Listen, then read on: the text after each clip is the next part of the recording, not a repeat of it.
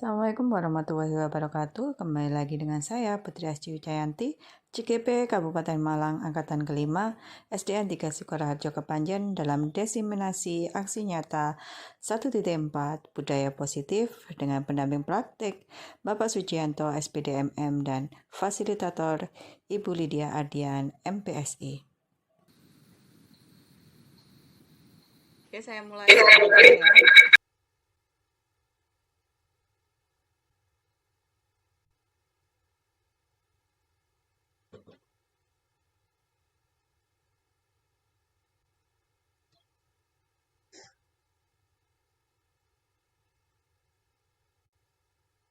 Sudah terlihat ya teman-teman? Sudah. Ya, wes. Saya mulai aja. Assalamualaikum warahmatullahi wabarakatuh. Waalaikumsalam. Terima kasih untuk teman-teman sudah ikut bergabung dalam diseminasi aksi nyata saya, yaitu tentang budaya positif. Ini adalah salah satu tugas saya dalam program Guru Penggerak.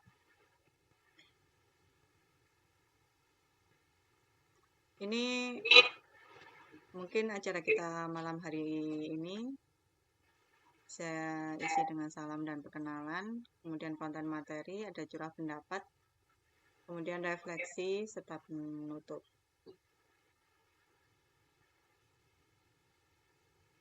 Kemudian kalau di Guru Penggerak ada salam, yaitu salam dan bahagia. Assalamualaikum warahmatullahi wabarakatuh, Shalom, damai sejahtera, Om Swastiastu, Namo Buddhaya, salam kebajikan, rahayu untuk kita semua di ruang virtual ini. Untuk perkenalan mungkin kita skip aja ya. Kayaknya di sini sudah banyak yang saling mengenal satu sama lain. Jadi saya juga tidak perlu memperkenalkan diri saya karena pasti semuanya sudah tahu. Untuk yang kedua, pembukanya mungkin akan dimulai dengan doa. Saya minta tolong bantuannya untuk kepada Pak Hilal untuk dibantu doa. Semoga acara saya malam hari ini bisa berjalan sesuai dengan harapan saya. Terima kasih. Monggo Pak Hil.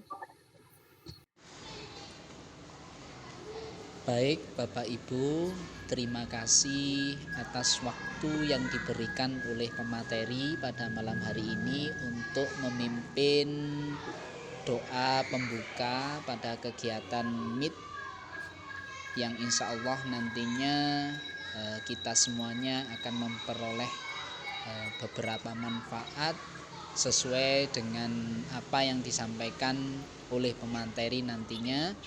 Kegiatan kita awali dengan membaca Ummul Quran bagi yang beragama Muslim.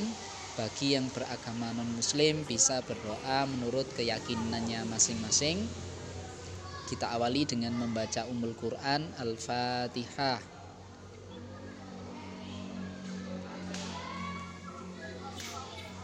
Marilah kita sama-sama membaca basmalah. Bismillahirrahmanirrahim. Demikian kegiatan pembuka. Selanjutnya sepenuhnya kami serahkan kepada Bu Putri selaku pemateri pada malam hari ini. Waktu dan tempat kami persilahkan. Terima kasih. Terima kasih Pak Hilal telah memimpin doa. Baiklah kawan-kawanku, teman-teman guru yang hebat, marilah kita memulai diseminasi saya aksi nyata budaya positif pada malam hari ini.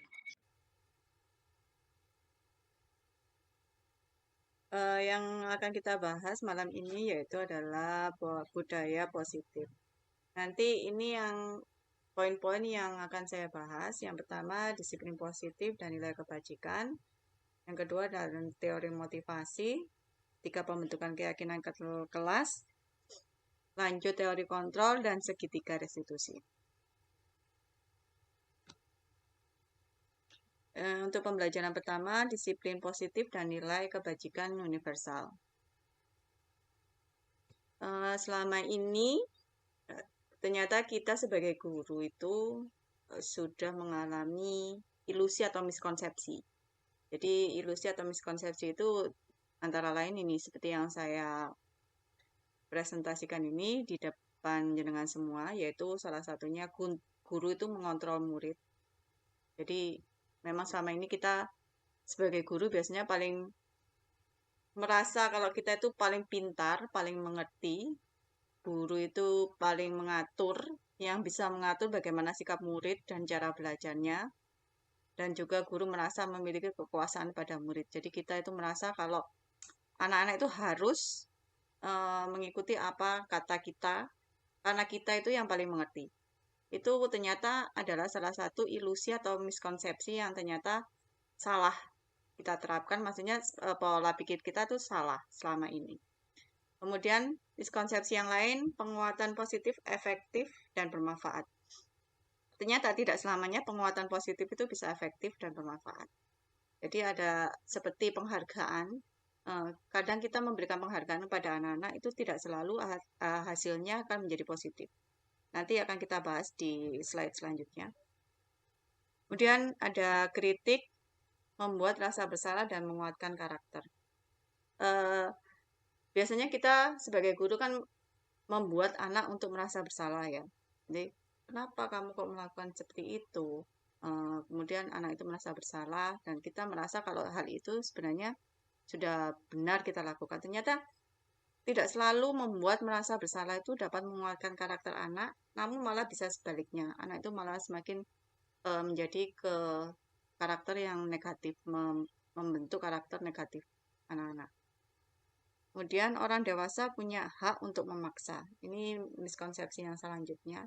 Kita sebagai orang dewasa, sama seperti tadi konsepnya sebagai guru apalagi, kita merasa kalau sebagai orang dewasa, kita memiliki pemikiran bahwa dialah yang paling mengerti atau kita paling mengerti, kita yang paling tahu yang terbaik biasanya untuk anak kita atau untuk kadang untuk teman kita pun kita kadang merasa kalau apa yang kita pikirkan itu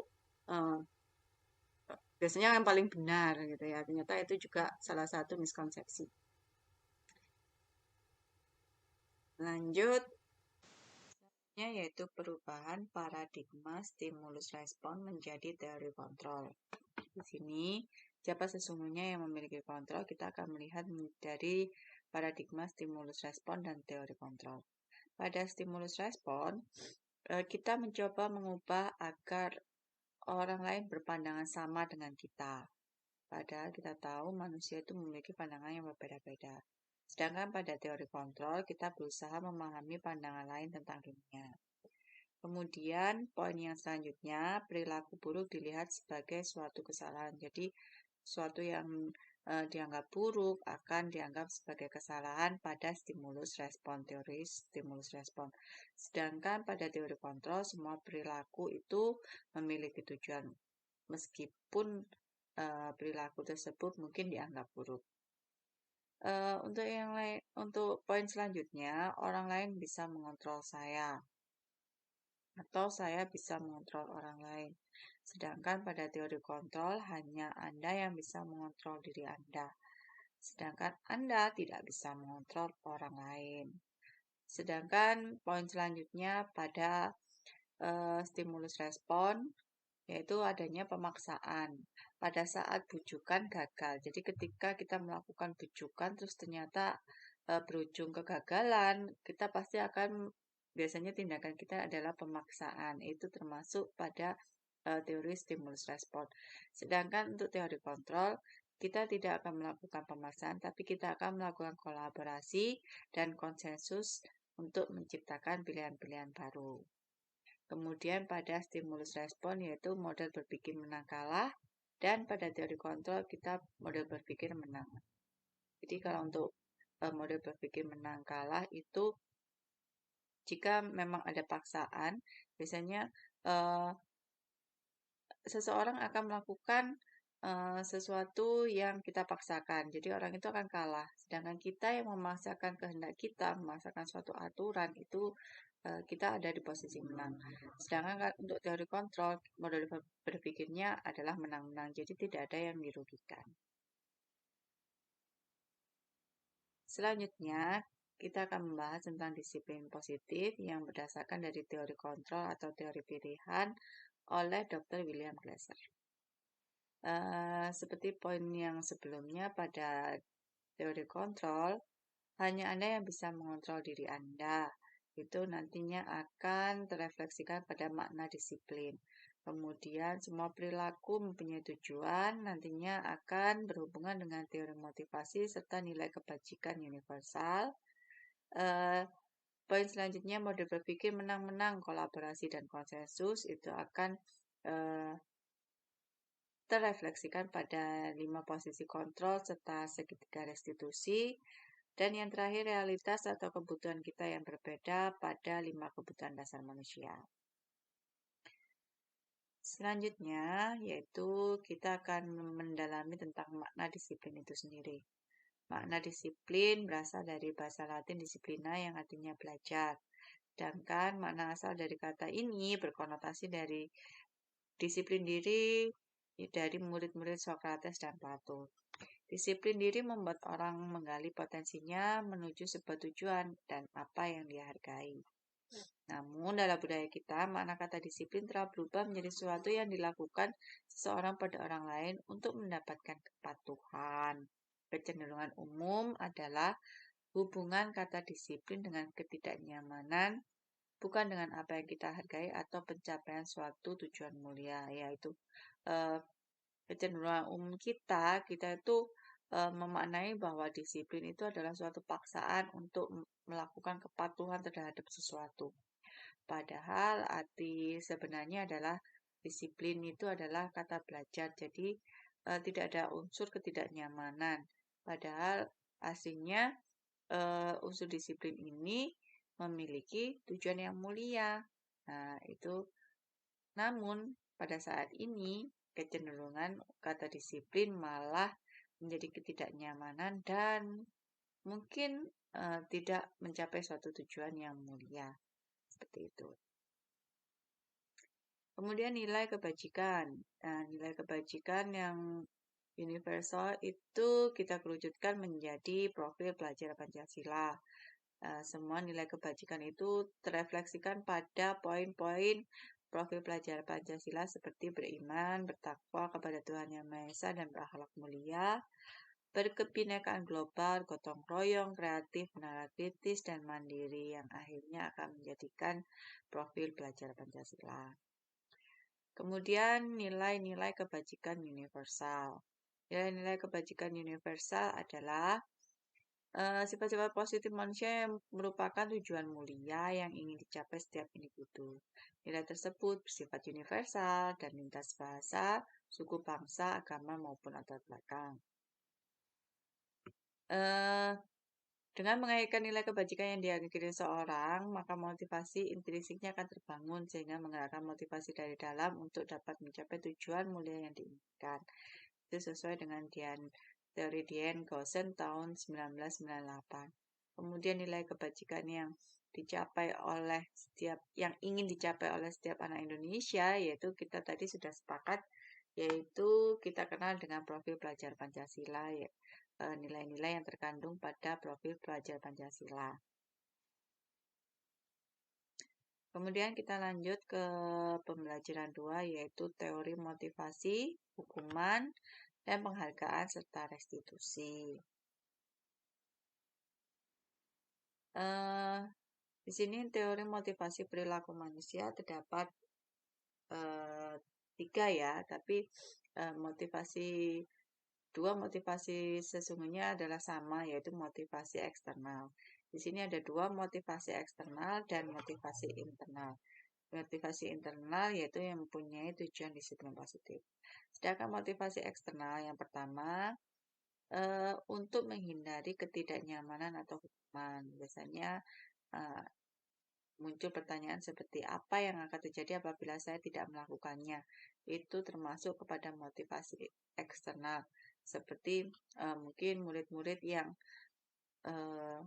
lebih baik datang pagi karena takut dihukum. Namanya seperti itu. Takut terlambat pada saat upacara karena takut disuruh dihukum hormat bendera maksudnya. Itu termasuk motivasi eksternal. Sedangkan motivasi eksternal yang kedua, untuk mendapat imbalan dari orang lain atau institusi, dan biasanya penyataannya yang akan timbul adalah seperti ini. Apa yang akan saya dapatkan apabila saya melakukannya? Nah, itu contohnya mungkin kita mau disiplin atau mau datang pagi hanya untuk pujian dari kepala sekolah, hanya untuk mendapatkan pujian dari teman-teman, atau mungkin kita mengikuti suatu program seumpamanya pada program PPG, mungkin kita ikut program PPG hanya karena terdapat motivasi eksternal, yaitu mendapatkan tunjangan seperti itu. Itu salah satu contohnya, itu salah satu eh, motivasi eksternal. Sedangkan motivasi internal adalah untuk menghargai diri sendiri. Biasanya pernyataan yang timbul adalah saya akan menjadi orang seperti apa apabila saya melakukannya. Nah, motivasi ini berasal dari diri sendiri dan untuk menghargai diri sendiri. Jadi semuanya apabila kita tidak terlambat, mungkin tujuan kita adalah motivasi internal kita adalah agar melatih diri kita untuk lebih disiplin lagi, seperti itu. Itu adalah salah satu contoh internal. Jadi untuk perubahan diri sendiri. Kemudian seperti yang saya refleksikan tadi di pertama, dihukum oleh penghargaan. Jadi sesuatu yang positif belum tentu mengimbaskan sesuatu yang positif juga. Seperti contohnya ini, penghargaan bisa menurunkan kualitas. Penghargaan juga mematikan kreativitas, atau penghargaan juga mengurangi motivasi intrinsik. Itu. Kemudian di program guru penggerak kita juga diperkenalkan dengan restitusi. Nah, karena itu program ini atau metode restitusi ini bisa saya sharingkan kepada teman-teman yang ada di sini. Restitusi adalah, jadi sebelum kita lebih dalam tentang restitusi, saya akan menjelaskan tentang makna dari restitusi itu sendiri. Restitusi adalah proses menciptakan kondisi bagi murid untuk memperbaiki kesalahan mereka, sehingga mereka bisa kembali pada kelompok mereka dengan karakter yang lebih kuat. Restitusi juga merupakan proses kolaboratif yang mengajarkan murid untuk mencari solusi untuk masalah mereka dan membantu murid berpikir tentang orang seperti apa yang mereka inginkan atau menjadi apa yang tujuannya mulia dan bagaimana mereka harus memperlakukan orang lain sesuai dengan teori Gosen tahun 2004. Yang selanjutnya adalah 9 ciri-ciri restitusi. Yang pertama, restitusi itu bukan untuk menebus kesalahan, namun untuk belajar dari kesalahan. Yang selanjutnya, restitusi itu memperbaiki hubungan, merupakan tawaran bukan paksaan, menuntun untuk melihat ke dalam diri, mencari kebutuhan dasar yang mendasari tindakan, dan restitusi diri adalah cara yang paling baik. Kemudian restitusi fokus pada karakter bukan tindakan, restitusi fokus pada solusi, kemudian restitusi juga mengembalikan murid yang berbuat salah pada kelompoknya. Kemudian kita selanjutnya menuju ke pembelajaran 3, yaitu tentang keyakinan. Jadi pada guru penggerak kita diajarkan untuk membuat suatu keyakinan kelas yang diawali dari kesepakatan kelas. Jadi biasanya kalau dulu kita mempunyai aturan kelas ya, jadi kita ada peraturan kelas atau peraturan sekolah. Jadi untuk saat ini kita akan membuat sedikit perubahan dengan merubah menjadi kesepakatan kelas. Dan nantinya jika kesepakatan kelas itu telah berjalan dengan baik, ya kita akan menaikkan lagi menjadi keyakinan kelas. Di sini mengapa tidak peraturan saja? Mengapa harus keyakinan kelas? Nah, ini ada semacam pertanyaan pemantik yang hampir sama. Mengapa kita melakukan keyakinan kelas tidak peraturan saja? Jadi, pertanyaan yang pertama yaitu, mengapa kita memiliki peraturan harus menggunakan helm bila mengendarai kendaraan roda 2? Nah, di sini jika kita berpikir kalau memakai helm adalah suatu peraturan, itu akan menjadi beban untuk kita. Jadi, kita hanya memakai helm untuk menghindari hukuman atau kita terbebas dari tilang atau bagaimana. Tapi, ketika kita memandang dari segi apabila kita menggunakan helm untuk keselamatan kita, untuk kenyamanan kita juga, maka kita akan lebih merasa nyaman atau memiliki motivasi intrinsik sehingga kita tanpa kita mengalami tekanan, kita akan melakukan hal itu eh, tanpa kita memiliki motivasi eksternal, tanpa kita harus berpikir kenapa kita harus menggunakan helm, tanpa kita memiliki beban kenapa kita harus menggunakan helm. Tapi kita akan dengan senang hati menggunakan helm itu karena kita sudah memiliki motivasi internal yaitu menggunakan helm demi keselamatan kita.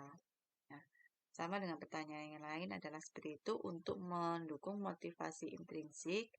Kembali ke nilai-nilai atau keyakinan lebih menggerakkan seseorang dibandingkan mengikuti serangkaian peraturan seperti itu. Nah, peraturan kelas ini tadi akan dirubah menjadi keyakinan kelas. Peraturan kelas itu adalah memang bagian dari keyakinan kelas. Jadi kita harus merubahnya menjadi keyakinan kelas. Kemudian dari keyakinan kelas nanti akan menjadi atau bisa mewujudkan lingkungan positif dan juga nantinya akan menjadi lebih besar lagi yaitu budaya positif.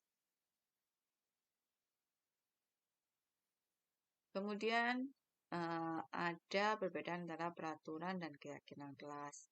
Contohnya, ini adalah poin di mana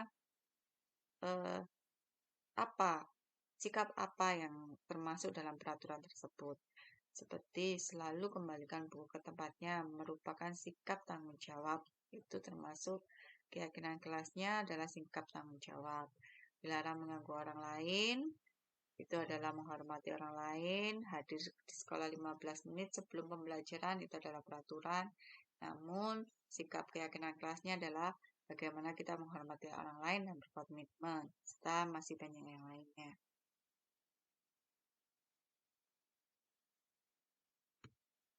Kemudian di sini ada tindakan guru dan identifikasi hukuman atau konsekuensi. Seperti contohnya, mencatat 100 kali di dalam buku kalimat. Saya tidak akan terlambat lagi karena terlambat ke sekolah. Itu adalah termasuk hukuman. Ya, kayaknya kita sering sekali ini melakukan hal-hal seperti ini. Bagi saya. Kemudian, kadang kita juga menyuruh lari mengelilingi lapangan karena terlambat hadir di sekolah. Itu ternyata termasuk hukuman. Bahkan melakukan hukuman fisik ya, seperti meminta push up 15 kali. Namun ada juga tindakan guru yang seperti ini, menggantikan kertas tugas teman yang telah dicoret-coret. Itu bukan hukuman namun konsekuensi karena dia telah menggantikan kertas itu sebagai konsekuensinya. Kemudian membersihkan tumpahan air di meja tulis karena tersenggol pada saat belajar itu merupakan konsekuensi dan bukan hukuman. Selanjutnya, ini ada perbedaan hukuman dan konsekuensi. Dari segi pandang hukuman adalah sesuatu yang menyakitkan dan harus tetap terjadi. Namun konsekuensi adalah sesuatu yang harus terjadi. Kemudian, hukuman membuat anak sakit fisik ataupun hati ataupun mental untuk jangka waktu yang lama. Namun sedangkan kalau konsekuensi membuat anak merasa tidak nyaman dalam jangka waktu yang pendek. Kemudian anak bisa menjadi benci akan kedisiplinan. Namun jika konsekuensi anak akan menghargai kedisiplinan. Kemudian kalau hukuman adalah sifatnya paksaan, sedangkan konsekuensi bersifat stimulus atau tanggapan. Kemudian hukuman itu adalah konsep diri yang buruk, sedangkan konsekuensi adalah konsep diri yang baik. Kemudian juga ada anak belajar untuk menyembunyikan kesalahan dan marah, rasa bersalah, dipermalukan, merasa tak dihargai, itu juga poin pada hukuman ya. Sedangkan untuk konsekuensi, anak belajar untuk mematuhi peraturan. Pada konsekuensi, anak memang kehilangan hak, dibuat tidak nyaman, tapi diasingkan untuk sementara. Nah, itu disatu dari teori restitusi Dian Goosen, The Five Position of Control. Nah, sekarang kenapa saya jabarkan hukuman, perbedaan hukuman dan konsekuensi? Karena ada hubungannya dengan restitusi. Jadi jika konsekuensi lebih baik dari hukuman, ternyata ada lagi restitusi yang lebih baik dari konsekuensi. Di sini bisa kita lihat perbedaannya. Seperti yang tadi, sesuatu yang menyakitkan harus terjadi, itu adalah identitas dari hukuman. Sedangkan identitas dari restitusi merupakan pilihan, bukan sesuatu yang harus terjadi. Kemudian korban mendapatkan keadilan. Kalau di konsekuensi, korban bisa diabaikan.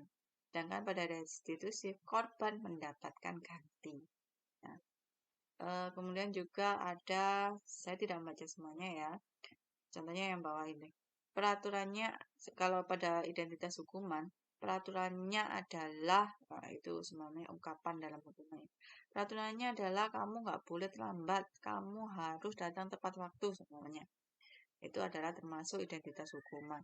Sedangkan untuk konsekuensi, pertanyaannya adalah apa peraturannya? Mampukah kamu melakukannya? Nah, terima kasih. Nah, jika pada restitusi, pertanyaan yang pertama pasti diungkapkan adalah apa yang kamu yakini? Karena sebelumnya memang pasti kita harus memiliki keyakinan dulu, keyakinan kelas mungkin, atau mungkin keyakinan anak-anak sendiri. Apa yang kamu yakini? Apa yang bisa kamu lakukan untuk memperbaiki masalah ini? Nah, itu adalah identitas, contoh pernyataan identitas restitusi. Oke, pembelajaran 4 tentang kebutuhan dasar manusia dan dunia berkualitas. Di sini cuma ada dasar kebutuhan manusia saja yang saya dapat dari materi di guru penggerak, yaitu tentang kasih sayang dan rasa diterima. Kemudian ini kebutuhan dasar manusia ya, maksudnya penguasaan, kebebasan dan kesenangan, dan semuanya ini kebutuhan dasar ini hanyalah untuk satu tujuan, yaitu bertahan hidup. Jadi singkat saja. Kemudian ini pembelajaran yang kelima, yaitu 5 posisi kontrol. Nah, selama ini kita itu pasti sudah melakukan beberapa posisi kontrol, cuma kita tidak mengetahui apa di posisi apa kita itu. Nah, sekarang di program guru penggerak itu kita diperkenalkan dengan 5 posisi kontrol ini. Jadi teman-teman juga bisa tahu ya sekarang 5 posisi kontrol itu. Jadi biasanya kita itu pasti, apalagi saya itu pasti ada pernah di posisi kontrol pertama, yaitu penghukum. Nah, ada lagi posisi kontrol pembuat orang merasa bersalah. Kemudian ada posisi kontrol teman, pemantau, dan yang terakhir manajer. Nah, dilihat dari bagaimananya ya, biasanya gurunya ini ada guru berbuat kalau menghukum, itu biasanya menghadik, ngilok-ngilok, no. terus kemudian menunjuk, menyakiti, menyindir, itu termasuk penghukum. Nah, biasanya berkata seperti apa Pak penghukum itu? Nah, ini yang kalau kamu tidak melakukannya awas ya, nanti kamu saya hukum, nanti kamu saya panggil orang tuamu atau gimana. Itu kita ternyata ada di posisi penghukum.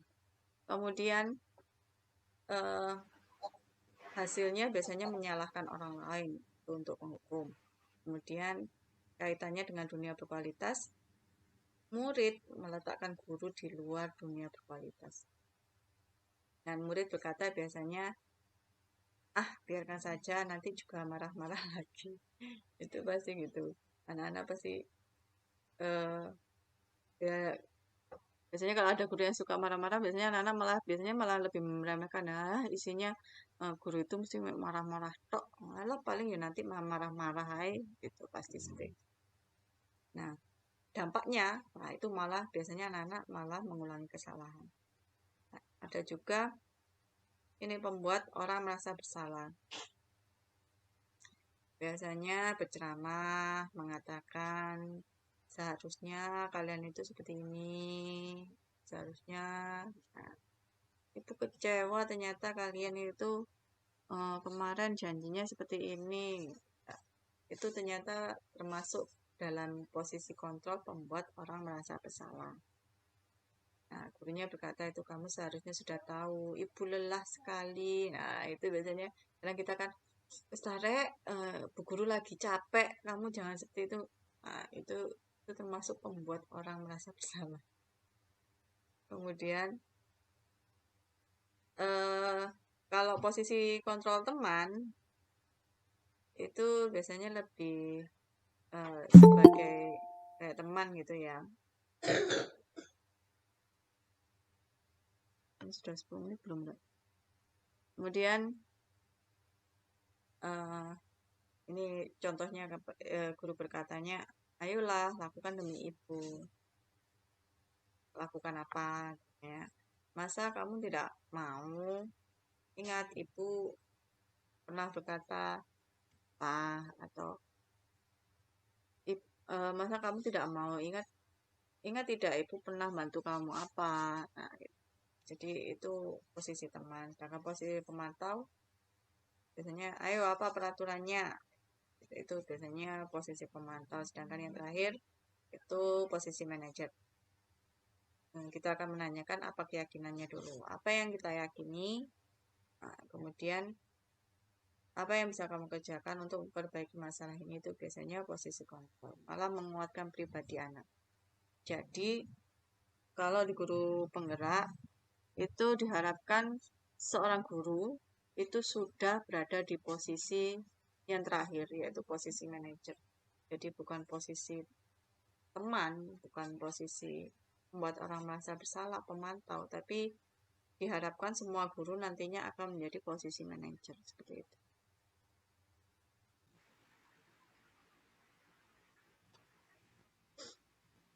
Baiklah, ini yang selanjutnya.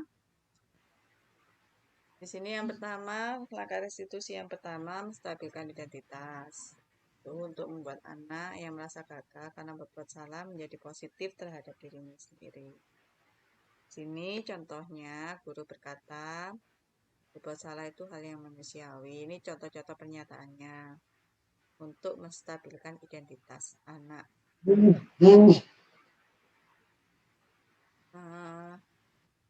Kemudian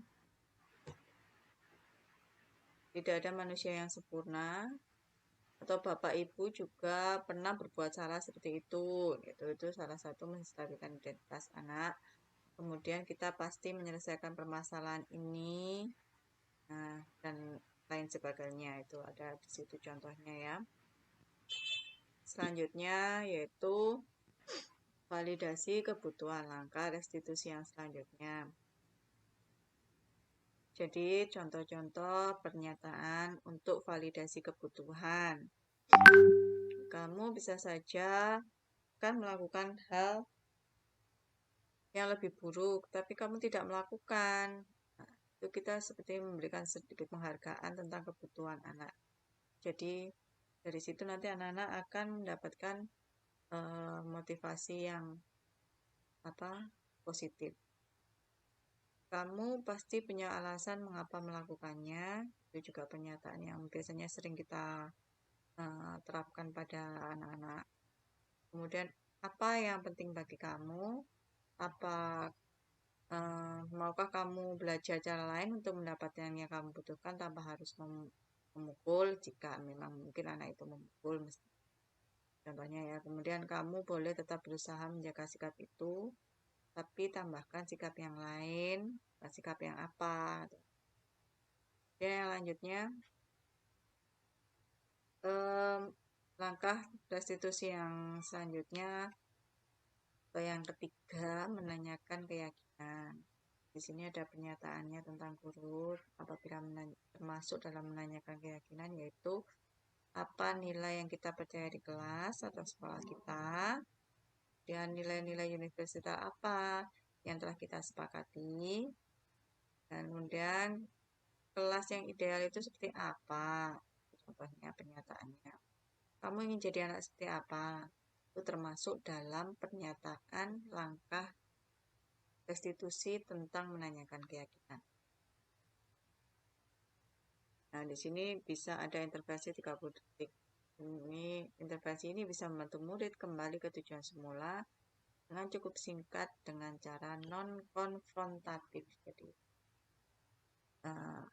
tanpa ada paksaan ya untuk anak-anak. Jadi, anak-anak bisa lebih menyadari, mempunyai motivasi internal ketika kita melakukan intervensi 30 detik ini dengan pernyataan-pernyataan yang ada di sini.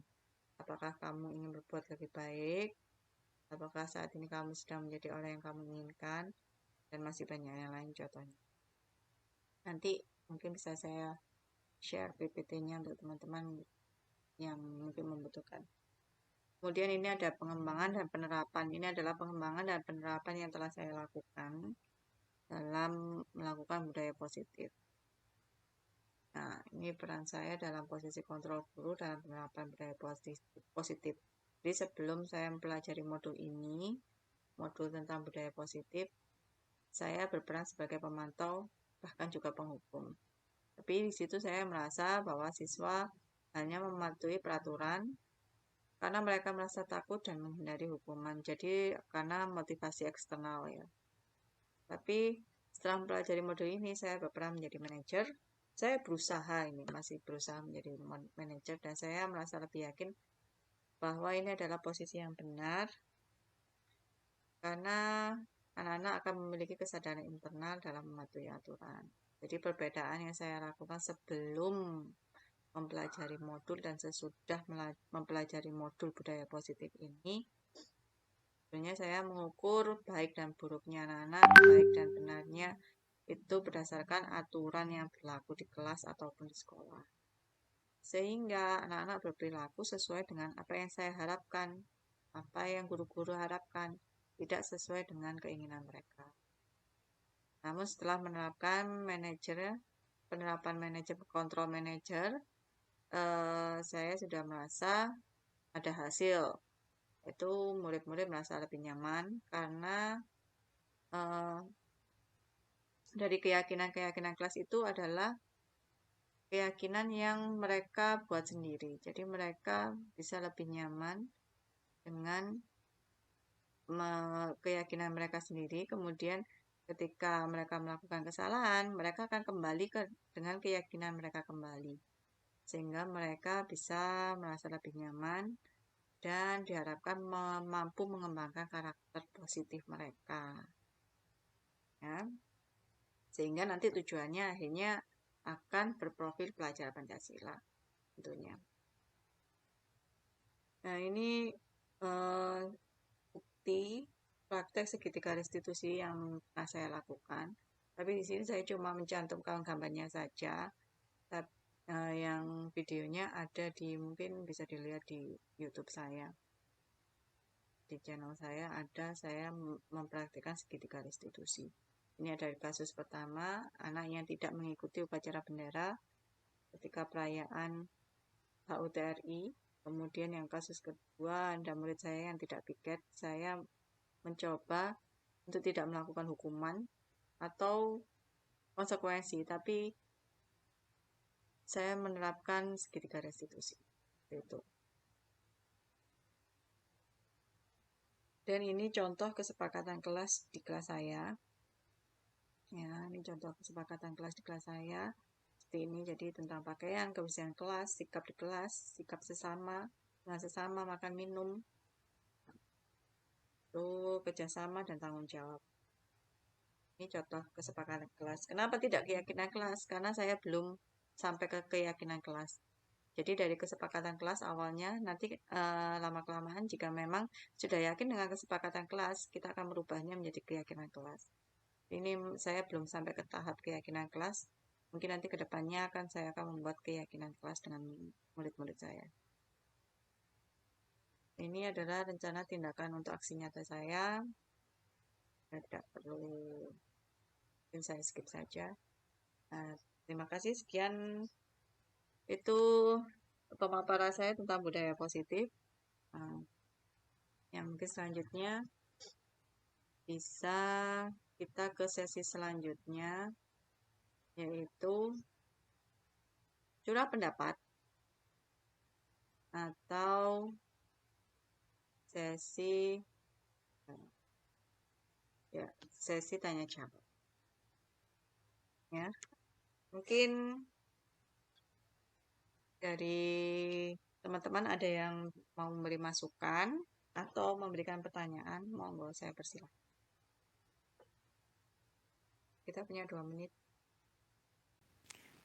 Oke, Assalamualaikum warahmatullahi wabarakatuh. Waalaikumsalam. Terima kasih untuk waktu yang diberikan kepada saya.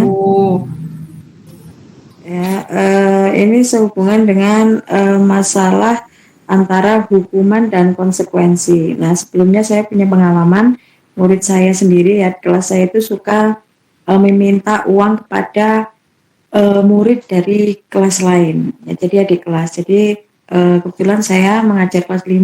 Nah, murid saya yang kelas 5 itu suka minta uang dari anak kelas 3.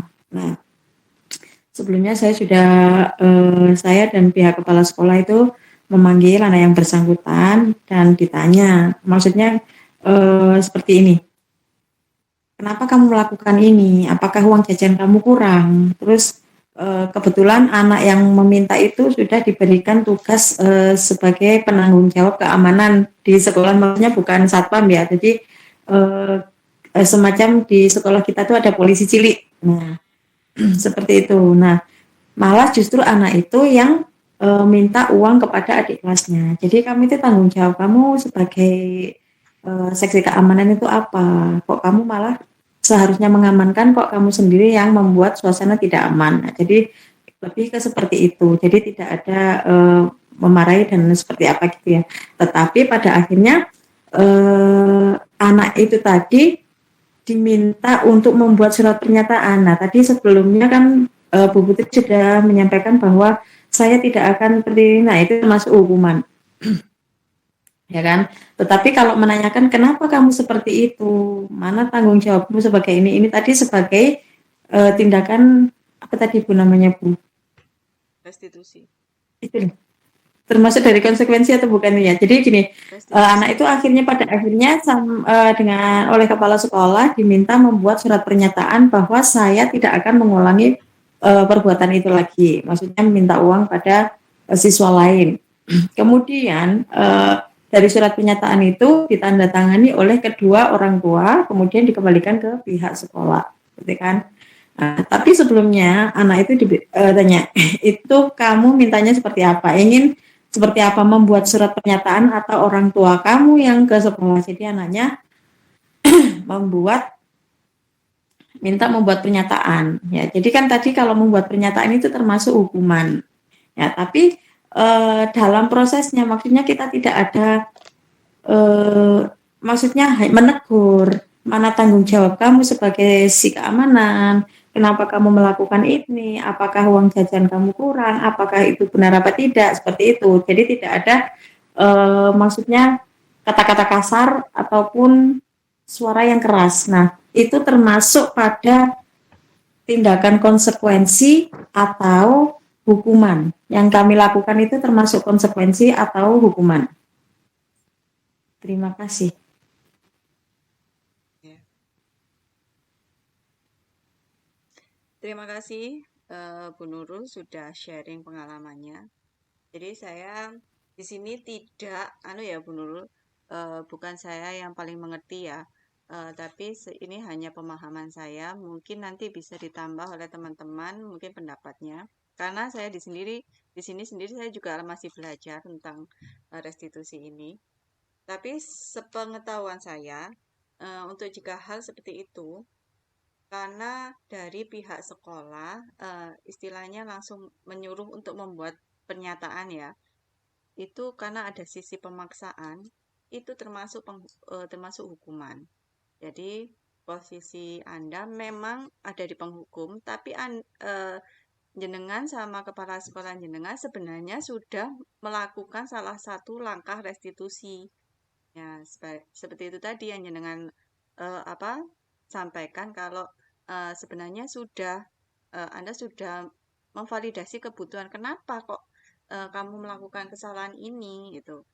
Kenapa? Tapi sedangkan dalam segitiga restitusi itu biasanya harus seperti yang saya paparkan tadi ada 3 langkah kan. Jadi memang langkah tersebut memang belum selesai. Seharusnya setelah jenengan menanyakan kenapa kamu melakukan hal ini, setelah beliau anaknya tadi mengatakan apa dari pernyataannya itu, kemudian kita tanyakan kembali, kita tanyakan keyakinannya. Bagaimana kamu bisa memperbaiki kesalahanmu? Apa yang ingin kamu lakukan sehingga kamu tidak mengulangi kesalahan ini? Jadi dalam restitusi kita memberikan tawaran dulu kepada anak-anak. Jadi memberikan pilihan. Jadi bukan dari kita yang memberikan pilihan. Jadi anak-anak sendiri. Jadi anak-anak itu langsung mungkin dari anak itu, oh saya akan berbuat ini sehingga nanti saya tidak akan mengulangi. Jadi langkah restitusi itu tujuannya ke situ. Jadi anak-anak lebih memiliki kesadaran diri sendiri dan mereka akan menerima konsekuensinya itu karena mereka ada dari pihak mereka sendiri yang meyakini untuk melakukan hal itu. Jadi tanpa paksaan gitu. Seperti itu, Bu.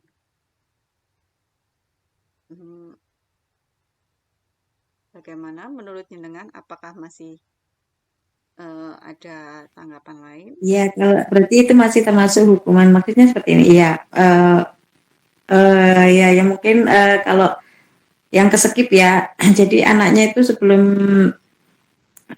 saya suruh sudah mengembalikan uang yang diminta tadi, sejumlah yang diminta itu sudah dikembalikan. Terus bagaimana? Terus sebelumnya kan saya memang bertanya, bagaimana kalau uang kamu diminta itu boleh apa tidak? Nah, tindakan kamu benar apa tidak kan? Nah, tapi kalau terus bagaimana? Nah, itu yang anak-anak kan tidak mungkin pemikiran anak ya mungkin belum sampai situ kalau menurut saya ya mungkin ya Bu ya. Terus bagaimana ini? Apa tanggung jawab kan seperti itu. Jadi anak itu tidak ada pikiran oh saya harus seperti ini. Maksudnya yang mereka pikirkan hanya mengembalikan uang kepada anaknya tadi. Nah, sedangkan kalau dari pihak sekolah kan orang tuanya harus tahu kan seperti itu. Sedangkan anak kan biasanya kan takut jangan sampai orang tua tahu kan seperti itu. Nah, makanya itu berarti itu intinya masih termasuk hukuman ya. Iya, jadi gini, seumpamanya memang jenengan kepingin melibatkan orang tua. Jadi itu memang harus ada tawaran ke anak, seumpamanya seperti ini. Kamu gimana kepingin tidak mengulanginya lagi, seumpamanya, oh saya akan mengembalikan gitu ya. Nanti seumpamanya bisa terjadi lagi seperti itu, boleh ya Bu Guru memanggil orang tuamu. Nah, jadi penawaran. Boleh kita harus memang pihak orang tua itu memang harus terlibat. Kita harus mengkolaborasikan apapun dengan wali murid. Tapi untuk itunya tidak dalam bentuk paksaan. Jadi dengan sadar mereka seumpamanya nanti mereka akan ketika divalidasi seperti itu, dengan pertanyaan seperti itu, nanti kalau kamu mengulangi lagi, boleh ya pihak sekolah memanggil orang tuamu. Nanti ketika dia akan sepakat, mungkin nanti jangan Bu, semuanya gitu ya. Nah kalau memang jangan, apa yang harus kamu perbuat? Jangan sampai kamu mengulangi lagi. Nah, atau nanti mungkin dia bahkan punya punya jawaban, eh, ya Bu, kalau saya ngulangi lagi, Ibu boleh manggil kedua orang tua saya. Nah, seperti itu nanti itu akhirnya kan jadinya kesepakatan, bukan paksaan gitu. Begitu Bu Nurul.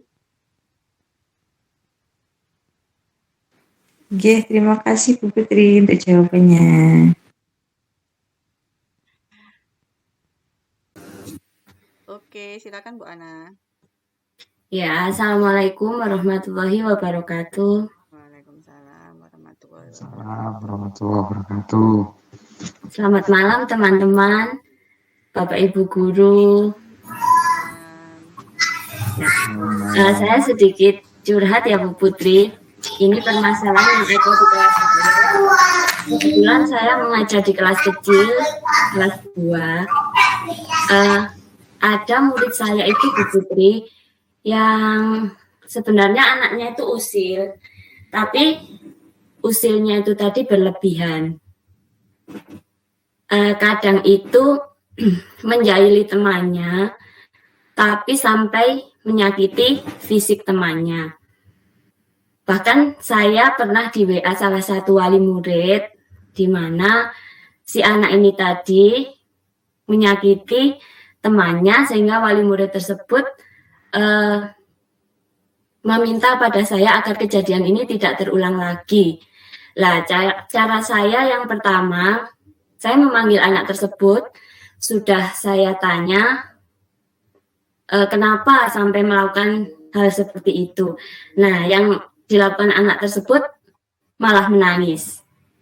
Kemudian saya juga sudah melakukan pendekatan, jangan seperti itu. Kalau kamu sendiri yang dipukul atau dijewer teman kamu seperti itu, apakah kamu mau?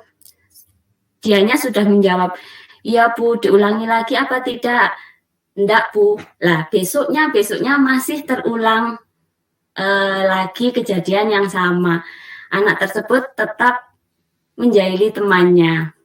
Lah, yang saya tanyakan, tadi kan Bu Putri menjelaskan bahwa kita menjadi seorang guru kalau bisa jangan memberikan hukuman yang membuat anak tersebut takut kepada kita sebagai guru.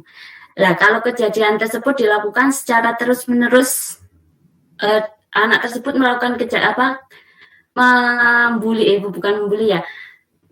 menjahili temannya seperti itu secara terus-menerus, terus bagaimana yang saya lakukan selanjutnya, tindakan apa yang harus saya lakukan kepada anak tersebut. Terima kasih. Ya, terima kasih Bu Ana atas sharingnya. Menurut saya, memang kita untuk penerapan anak yang lebih kecil atau anak tingkat bawah sama tingkat atas itu memang berbeda, dan juga memang kebutuhannya juga memang berbeda, karena anak yang lebih kecil juga kadang untuk mengungkapkan perasaannya pun masih belum bisa, tapi tetap kita harus memvalidasi kebutuhannya Bu Ana. Jadi kita harus tanya dulu, kenapa dia melakukan hal itu? Apa yang menyebabkan dia melakukan itu? Jadi, jika kita sudah tahu dari alasan apa, maka kita bisa melanjutkan langkah restitusi yang selanjutnya. Jadi nanti dari itu bagaimana akhirnya kalau dia sudah mungkin pendekatannya ditambah lagi. Jadi tidak 1 kali, 2 kali, dan mungkin memang harus ekstra untuk anak yang di tingkat bawah, mungkin ekstra Bu Ana. Jadi memang tidak bisa seperti anak tingkat atas yang sekali diajak ngomong langsung bisa jalan. Tapi menurut saya kalau untuk anak yang tingkat bawah harus ekstra gurunya juga ekstra tambahan sabarnya. Jadi bagaimana kita jadi manajer yang baik, kita harus memang itu tadi menempatkan diri, jangan sampai kita di posisi penghukum, jangan sampai kita di posisi pembuat merasa bersalah. Ya, jadi tapi kita harus bisa mengetahui apa sih pertama alasannya. Kemudian dari alasan itu nanti kita bisa menanyakan untuk lebih dalam lagi, gitu loh. Jadi kesepakatannya. Kalau bisa, jenengan mulai membuat kesepakatan bersama dengan murid-murid jenengan. Jadi bukan peraturan kelas seperti biasanya, seperti tadi. Jadi kita merubah dari peraturan kelas menjadi kesepakatan kelas yang nantinya akan menjadi keyakinan kelas. Nah, kesepakatan kelas itu Bu Ana yang membuat bukan kita, tapi anak-anak.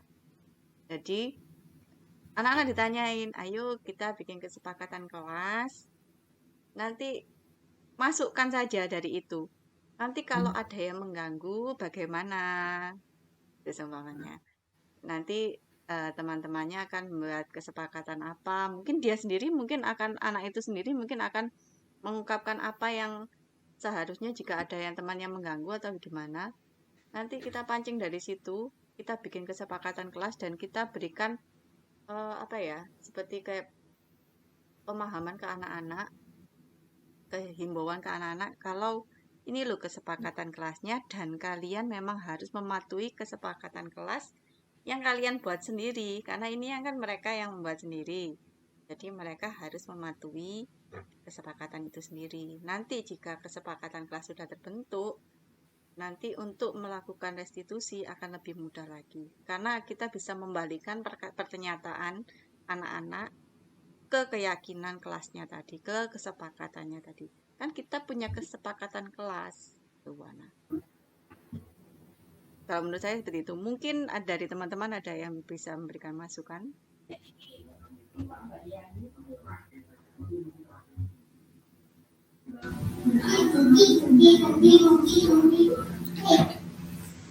Putri, berarti kesepakatan kelas itu seharusnya harus dilakukan ya di dalam kelas ya Bu Putri ya?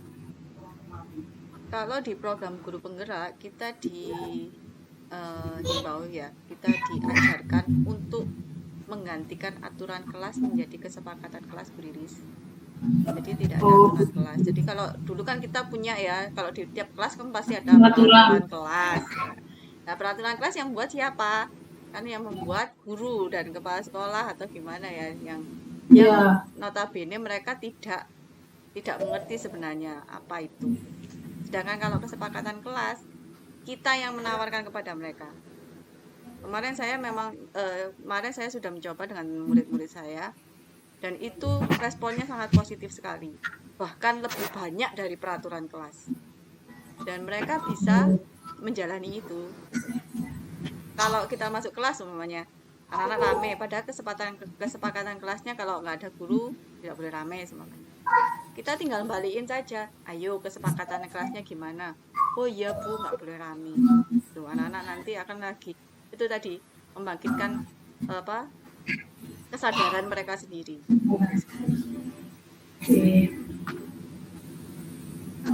Tambahan Bu Putri. Nggih, Bu Ana. Ya, kemarin saya melakukan tindakan, tapi saya nggak tahu itu masuk kesepakatan kelas atau enggak ya. Jadi kemarin itu ceritanya pas waktu anaknya melakukan menyubit temannya. Nah, waktu itu saya bertanya pada anaknya, terus kalau kamu melakukan hal seperti ini apa akibatnya? Itu di depan teman-temannya. Kemudian teman-temannya menjawab, Bu, berarti gak punya teman Bu, gak mau berteman sama si anak tersebut. Nah, berarti tindakan tersebut termasuk kesepakatan kelas atau bukan? Kalau kesepakatan kelas itu tertulis Bu Ana. Jadi setelah disepakati bersama, ditulis, dipasang di kelas, kemudian anak-anak bisa tahu kalau itu kesepakatan mereka. Memang itu salah satu bentuk kesepakatan awal. Jadi itu jenengan sudah melakukan kesepakatan dengan anak-anak, tapi belum resmi gitu aja. Nanti mungkin kedepannya lebih diperdalam lagi. Maaf Bu, Silakan Bu Nurul. baiklah, masih terkait dengan masalah bukan masalah ya, pengalaman dari Bu Ana tadi ya, anak yang suka jahil atau cenderung ke menyakiti temannya ya. Mungkin kita sebagai guru, sebagai penghubung harus tidak boleh memberikan efek takut kepada anak. Tetapi masalahnya kan kita tidak hanya berhubungan dengan anak itu sendiri yang disakiti, maksudnya sebagai anak yang tersakiti, yang korbannya yang dijahili ya. Kadang kan anak itu di rumah kan cerita kepada orang tuanya. Nah, kadang dari pihak orang tua itu yang tidak bisa menerima. Jadi kita berusaha mendamaikan anak, memberikan pengertian kepada anak tadi agar tidak melakukan lagi, tetapi ternyata kenyataannya masih tetap melakukan. Nah, anak yang dijahili tadi ya, yang terkesan atau disakiti ya tadi secara physically, jadi itu kan pasti orang tuanya tidak terima. Nah, itu kadang mereka yang memberikan pengaduan kepada guru. Nah, dan pasti meminta guru untuk segera menyelesaikan masalah yang terkait. Nah, sedangkan kita kadang kan setiap anak itu kan berbeda-beda. Ada yang sekali, 2 kali diberi pengertian itu masih masih bisa berubah. Ada yang memang butuh kesabaran ekstra dan berkali-kali. Nah, seandainya ya kasusnya tadi anaknya itu memang membutuhkan benar-benar kesadaran yang ekstra ya, kesabaran yang ekstra dari gurunya. Nah, sedangkan dari wali murid itu menuntut untuk anak itu tidak menyakiti lagi. Terus bagaimana tindakan kita sebagai seorang guru yang benar gitu. Terima kasih Bu Putri. Ya, terima kasih. Menurut saya ya, saya nggak tahu juga bagaimana, mungkin ada yang jawabannya lebih baik dari saya, lebih bisa share di sini. Kalau menurut saya, ketika memang nanti akhirnya ada wali murid yang akan komplain istilahnya ya ke kita, diberikan pengertian dalam arti kita sudah melakukan tindakan. Kita beritahu kepada mereka jika kita sudah melakukan tindakan, tapi memang belum membuahkan hasil dan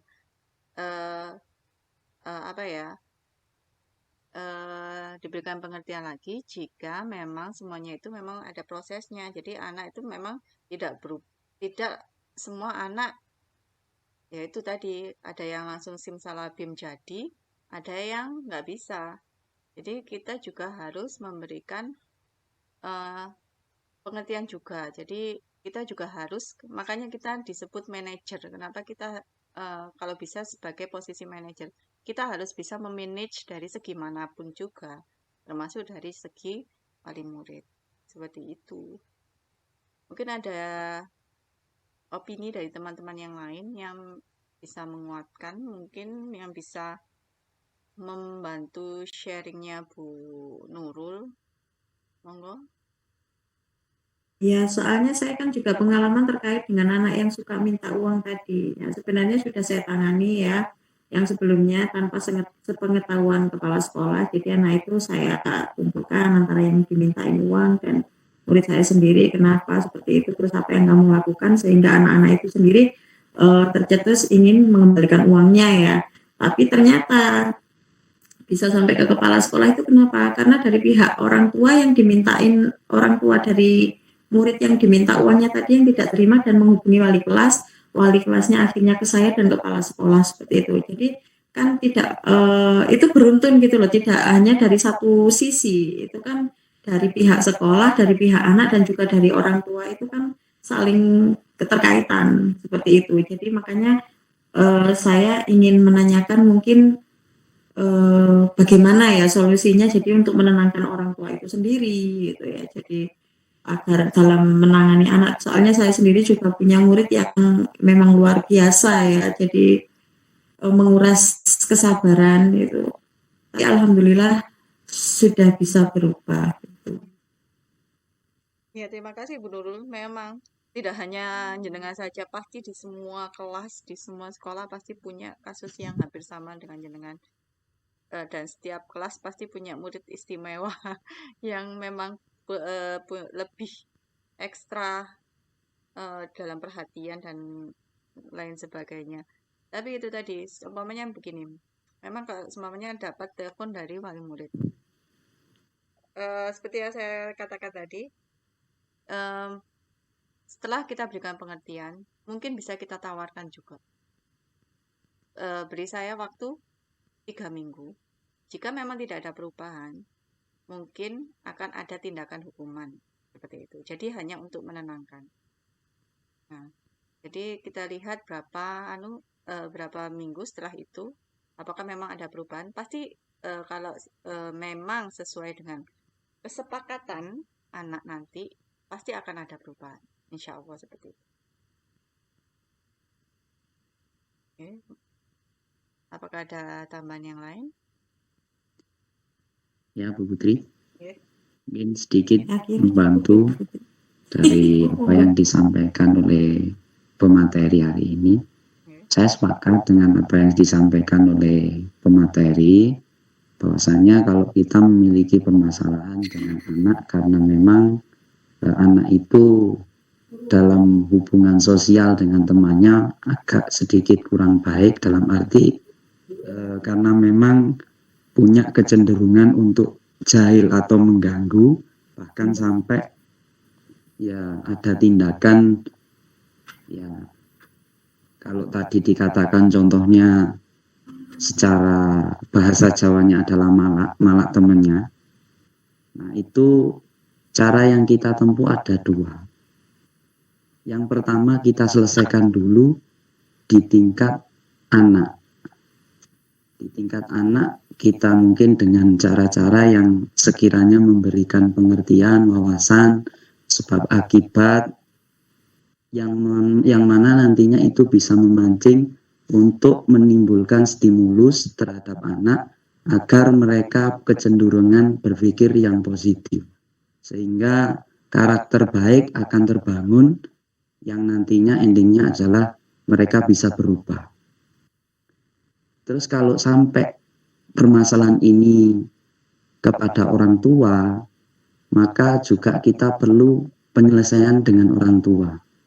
Jika kita bisa mengatasi sebagai wali kelas atau guru atau manajer di dalam kelas yang mengetahui permasalahan tersebut, ya kita tangani, kita berikan pengertian, wawasan, bahkan mungkin bukti. Karena di situ kan terjadi ada dua siswa.